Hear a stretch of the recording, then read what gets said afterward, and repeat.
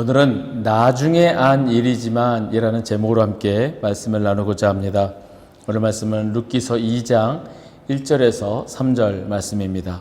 제가 봉독하겠습니다. 나오미의 남편 엘리멜렉의 친족으로 유력한 자가 있으니 그의 이름은 보아스더라. 모압 여인 룻이 나오미에게 이르되 원하건대 내가 밭으로 가서 내가 누구에게 은혜를 입으면 그를 따라서 이삭을 줍겠나이다 하니 나오미가 그에게 이르되 내 딸아 갈지어다 하매 룻이 가서 베는 자를 따라 밭에서 이삭을 줍는데 우연히 엘리멜렉의 친족 보아스에게 속한 밭에 이르렀더라. 아멘. 이 우연이라는 단어와 필연, 이 우연과 필연, 우리는 이 두 단어가 정반대의 뜻이라고 생각을 합니다.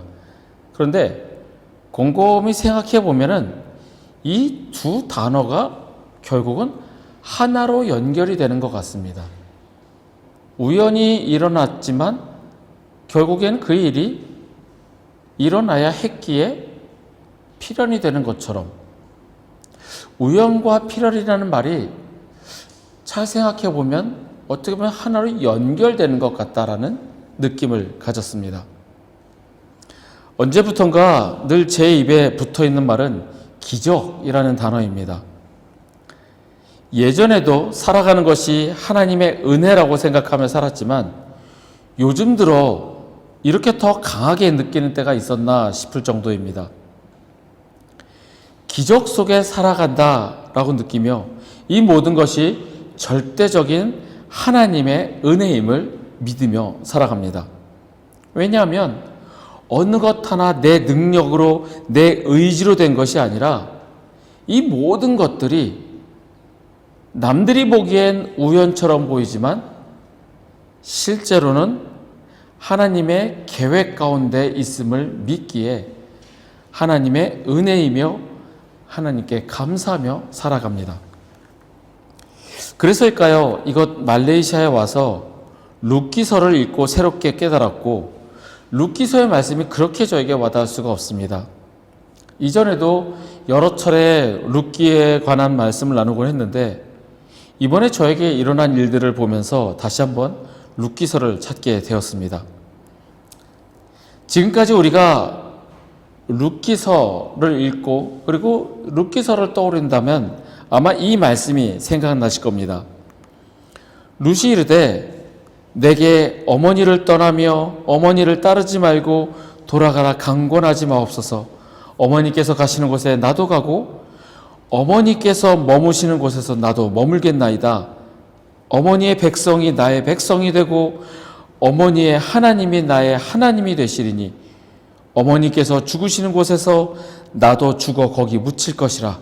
만일 내가 죽는 일 외에 어머니를 떠나면 여호와께서 내게 벌을 내리시고 더 내리시기를 원하나이다 하는지라. 어찌 보면 룻기서의 가장 대표적인 그런 말씀이 아닐까. 지금까지는 그렇게 배워왔습니다. 이 룻의 시어머니에 대한 효심, 충성 이런 것들이 어찌 보면 한국적인 정서와 잘 맞아떨어져서 부모님께 효도해라 그러면 잘 될 것이다. 부모님께 충성해라 그러면 내 일이 모든 것이 다 잘 풀리고 잘 될 것이다. 이러한 감정으로 흐르다 보니 이 말씀이 룻기서의 대표적인 말씀인 것 같았습니다. 저주받은 족속인 모압의 이방 여인 룻이 남편도 죽은 마당에 내가 너희를 거두기 힘드니 이제 너희 땅으로 돌아가라. 시어머니 나오미에 대한 이 룻의 대답은 우리에게 그의 마음이 그의 성정이 어떠한지를 보여줍니다. 저주받은 자가 저주받은 족속에 속한 자가 어머니 하나님이 나의 하나님이 되실 것입니다. 이런 믿음의 고백이 우리에게 또한 큰 감동을 주었고 아마도 룻기서의 대표적인 말씀이 되었지 않나 생각을 해봅니다. 그런데 다른 시각으로 살펴보니 룻의 이 고백보다도 저는 이제는 하나님의 섭리, 하나님의 계획하심이 더 크게 느껴집니다. 아마 제가 이 땅에서 이방인으로 살면서 누구 하나 의지할 곳 없고 정말 그냥 맨몸으로 이곳에 왔기에 시어머니 나오미를 따라가는 룻의 마음을 작게나마 이해를 할 수 있는지도 모르겠습니다. 힘들고 어려운 이 세상을 살아가는데 여러분의 마음이 혹시 룻의 마음과 같다면, 저와 같이 이방인으로 살아간다면 이 룻기서의 말씀을 묵상하며 하나님의 말씀이 나에게 어떻게 적용될까 마음에 새기시기를 바랍니다. 오늘 본문이 등장하는 때는 룻이 시어머니의 나오미를 따라 유대 땅으로 돌아온 시점부터 시작이 됩니다. 먹을 것을 구하기 위해, 물론 본인도 먹어야 하지만 늙은 시어머니를 위해 이삭을 주우러 가는 룻의 행동으로 2장은 시작이 됩니다. 그런데 룻이 이삭을 주우면서 가다가 우연히 시아버지 엘리멜렉의 친족 보아스에게 속한 밭에 이르게 됩니다. 우리 성경에는 우연히라고 되어 있지만 영어 성경에는 이렇게 기록하고 있습니다. As it turned out. 우리말로 번역하면 나중에 안 일이지만 이라는 뜻입니다. 추수를 하는 자를 따라가며 이삭을 줍는데 보아스의 밭에 이르게 됩니다. 그리고 그것을 나중에 알고 보니 보아스의 밭이더라. 그런데 그 보아스가 누구냐? 시아버지 엘리멜렉의 친족이며 유력한 자인 보아스라는 겁니다. 당시의 법을 따지면 남편이 죽은 이 룻을 거둘 사람은 친족이 되어야 합니다. 그러면 우선순위로 따져서 결국에는 이 시아버지 엘리멜렉의 친족이 누군가가 이 룻을 거두어야 하는데, 이삭을 주우며 갔는데 결국에 이른 곳이 친족 보아스의 땅이라는 겁니다. 사람의 시각으로 봤을 때는 우연이겠지만 하나님의 시각으로 바라보면 우연이 아닌 하나님의 계획이며 섭리하심이며 인도하심이라는 겁니다. 나중에 한 일이지만 as it turned out, 그 땅이 친족 보아스의 땅이었다라는 겁니다. 하나님께서 이 땅을 창조하신 때로부터, 창조 이전부터 구원을 계획하시고 실행하시려고 준비하시려는 과정, 그 과정 속에 룻이라는 사람이 등장을 하게 되고, 룻이 보아스와 결혼함으로 말미암아 결국에는 다윗 왕이 태어나고 그 후손으로 예수 그리스도가 태어났다는 것은 하나님의 구원 계획이 그 오래전부터 계획되어졌고 실행이 되어졌다는 것을 우리는 알게 됩니다. 제가 지난주부터 대학교에 가서 한국어 수업을 하게 되었습니다. 대학교에 가서 수업을 합니다. 저 같은 사람이. 그런데 학교에 가서 문득 생각난 일이 있었습니다. 제가 말레이시아에 처음 왔던 게 약 20여 년 전이었습니다. 혼자서 말레이시아로 왔을 때입니다. 그냥 놀러 왔었습니다. 그때 말레이시아에 와서 편안함을 느꼈고, 내가 나중에 은퇴하면 말레이시아에서 살고 싶다라는 막연한 꿈을 가졌습니다. 그때는 그냥 비즈니스를 하던 때였습니다. 그런데 그 짧은 방문 기간에 어딜 구경을 가거나 관광을 하지 않았습니다. 워낙 정보가 부족했던 탓이기도 하지만 그저 말레이시아에 와서 말레이시아 오라는 현지인 친구의 말에 그냥 왔기에 그냥 혼자서 여기저기 돌아다녔습니다. 어디를 다녔는지 기억도 안 나고 옛날 사진을 보니 어느 쇼핑몰에 있었던 사진, 그리고 말레이시아에서 제일 유명한 쌍둥이 빌딩 거기에서 찍은 사진, 그 정도만 기억이 나는데 문득 생각이 난 것이 제가 택시를 타고 택시 기사에게 이렇게 이야기를 하였습니다. 이 나라 대학교를 한번 가봅시다 라고 얘기를 했습니다. 무슨 대학이 있는지도 모르고 그냥 무작정 택시 기사에게 대학교를 가보자 라고 얘기를 했습니다. 그러자 그 기사가 저를 어느 대학교로 데려갔습니다. 어느 학교인지도 모릅니다. 갑자기 왜 대학이었을까요? 그냥 아마 이 나라 대학생들은 어떨까 궁금해서 그냥 가보자고 했던 것 같습니다.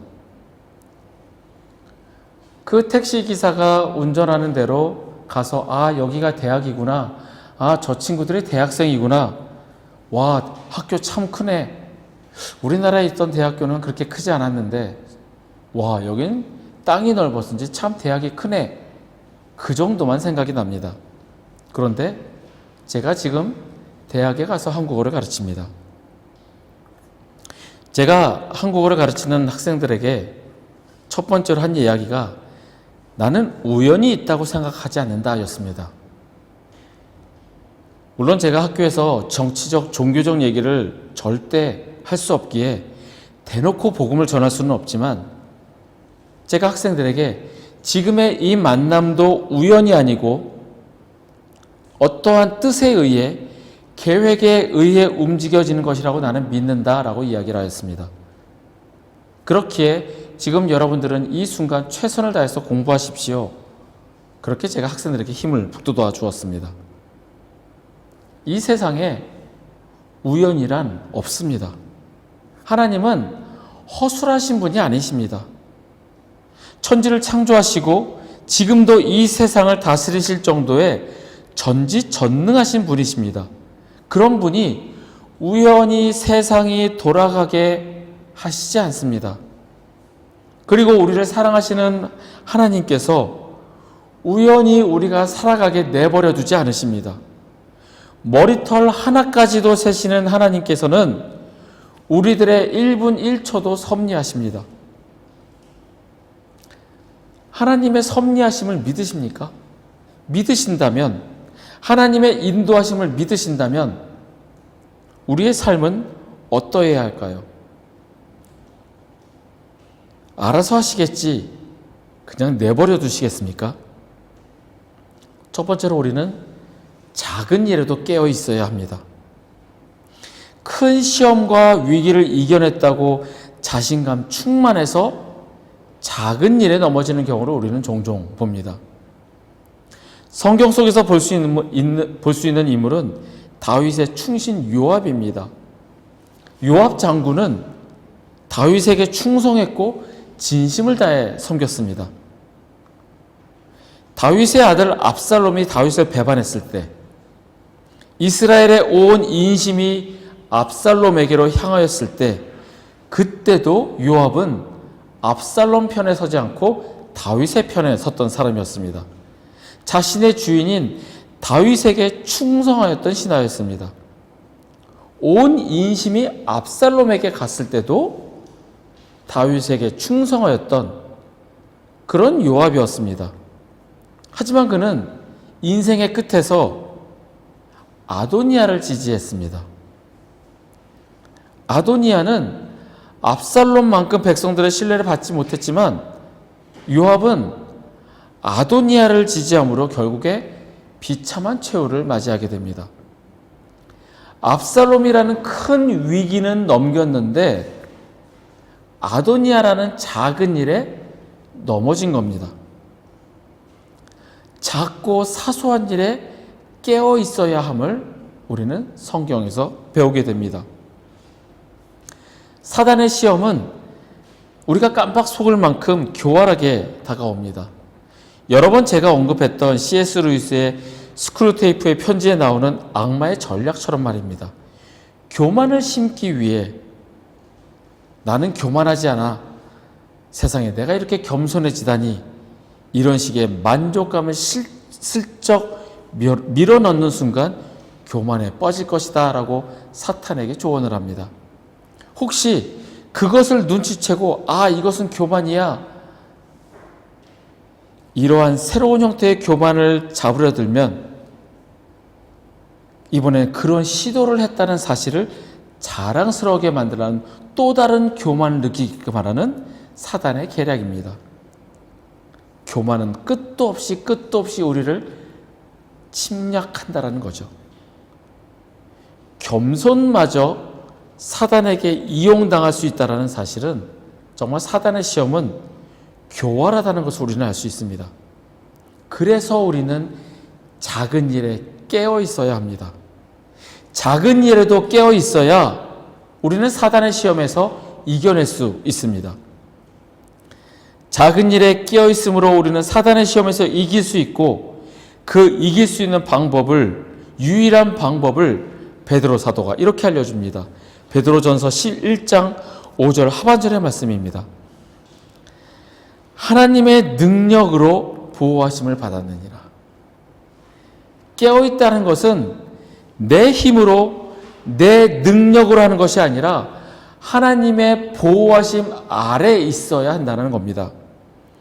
오직 하나님의 능력으로 보호하실 수 있기 때문에 우리는 깨어서 하나님의 도우심을 바라야 합니다. 작은 일에도 깨어 있으시길 바랍니다. 큰 거 해결했으니 이제 만사형통이야 이렇게 자만하지 말고 영적으로 민감한 상태에서 작은 일에도 깨어 있으시는 저와 여러분이 되시기를 바랍니다.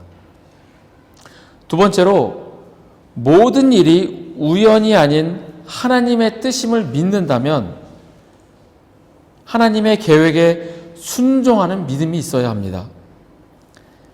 나한테 유리한 것에는 하나님의 뜻이니까 순종하고 힘들고 어려운 일에는 하나님의 계획과 인도하심이 아닌 사단의 시험이기에 피해가려 한다면 그것은 올바른 순종이 아니라는 겁니다.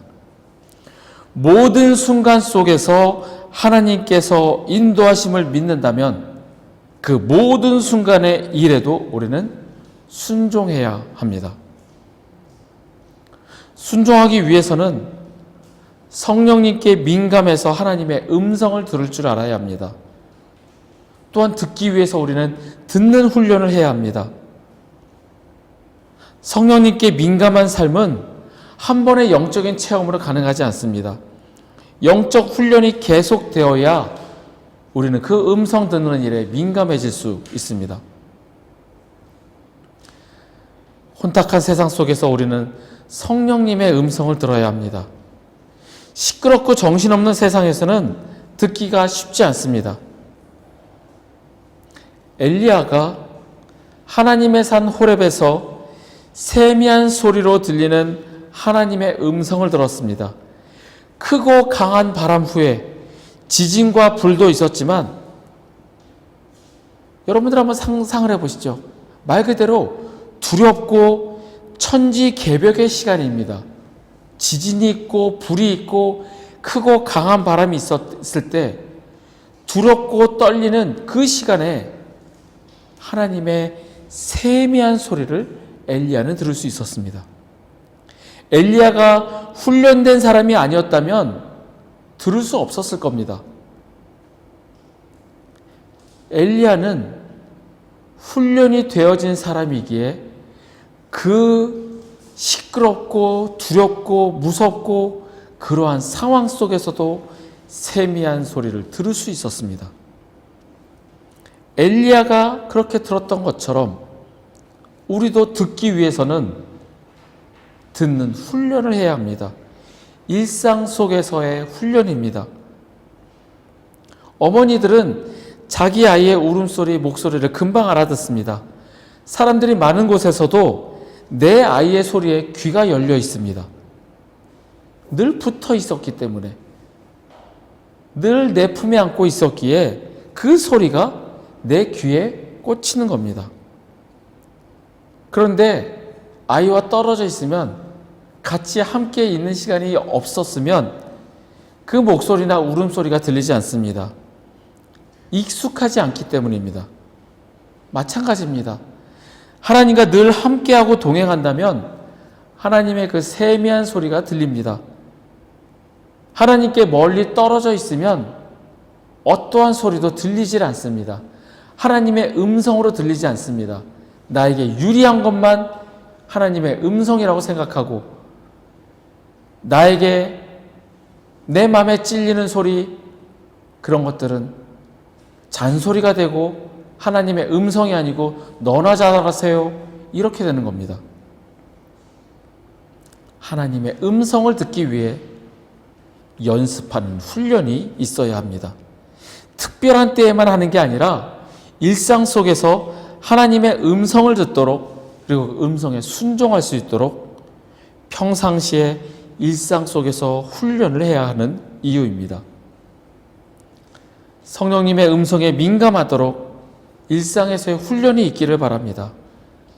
그렇지 않으면 우리는 음성을 들을 수 없고, 듣지 못하면 순종 또한 할 수 없습니다. 말씀을 정리합니다. 모든 일에 우연이란 없습니다. 하나님의 인도하심과 계획, 섭리입니다. 이것을 믿기에 우리는 작은 일에도 깨어 있어야 합니다. 큰 고비나 위기를 넘겼다고 안심할 것이 아니라 작은 것에 넘어지지 않게 깨어 있어야 합니다. 늘 하나님의 음성을 들을 수 있도록 일상에서의 훈련이 있어야 합니다. 성령님의 음성에 민감하도록 늘 주님과 동행하며 주님의 말씀에 익숙해지시는 저와 여러분이 되시기를 간절히 소원합니다.